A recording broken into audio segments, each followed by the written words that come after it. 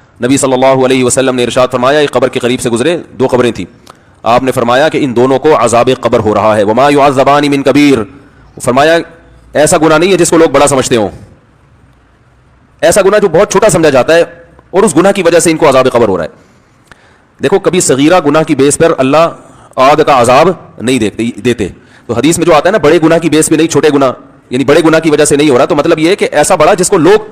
بڑا سمجھتے ہیں، لوگ اس کو ہلکا سمجھتے ہیں، تبھی آگے حدیث میں آیا خبردار یہ بہت بڑے دو گناہ ہیں۔ تو بعض دفعہ ہم کسی گناہ کو ہلکا سمجھتے ہیں لیکن اللہ کی نظر میں وہ گناہ بڑا ہوتا ہے۔ ہم بڑا سمجھتے ہیں زنا کو، یقیناً یہ بڑا گناہ ہے، ہم بڑا سمجھتے ہیں شراب کو، یہ یقیناً بہت بڑا گناہ ہے،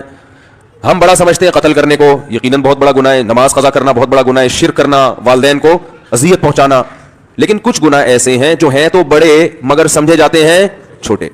اس لیے آپ نے فرمایا کہ ان دونوں کو ایسے دو بڑے گناہوں کی وجہ سے عذاب ہو رہا ہے جن کو یہ چھوٹا سمجھا کرتے تھے۔ ان میں ایک فرمایا ایک ان میں پیشاب سے نہیں بچتے تھے،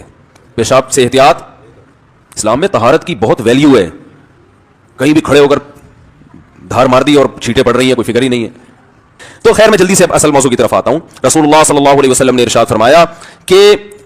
ان کو جو ایک شخص کو عذاب کیوں ہو رہا ہے؟ پیشاب سے بے احتیاطی کی وجہ سے۔ تو اس لیے کہ اسلام طہارت میں بہت حریص ہے، اندر کی صفائی بھی اور باہر کی صفائی بھی، لیکن ایک بات خوب یاد رکھیں کہ اب طہارت کے معاملے میں کہیں وہمی نہ ہو جائیں،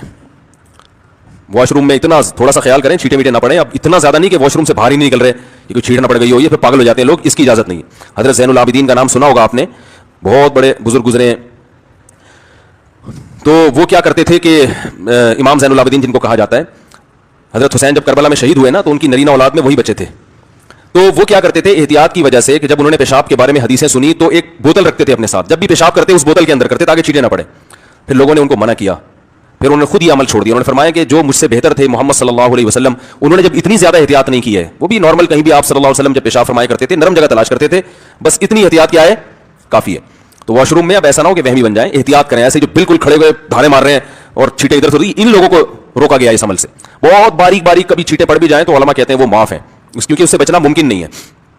تو ایک تو وہ عذاب، اچھا اس سے ایک اور مسئلہ معلوم ہوا، چلیں وہ پھر مسئلوں سے مسئلے نکلتے رہیں گے تو وہ پھر موضوع ہی رہ جائے گا۔ دوسرا نبی نے فرمایا یہ چغلی کیا کرتے تھے، ادھر کی ادھر ادھر کی ادھر، اس پر عذاب قبر ہو رہا تھا۔ اس سے پتہ چلتا ہے کہ یہ چغلیاں لگانے والے لوگ یہ صغیرہ گناہ کے مرتکب نہیں۔ ہمارے ہاں زانی کو تو برا سمجھا جاتا ہے، شرابی کو تو برا سمجھا جاتا ہے، چغل خور کو تو کچھ سمجھا ہی نہیں جاتا،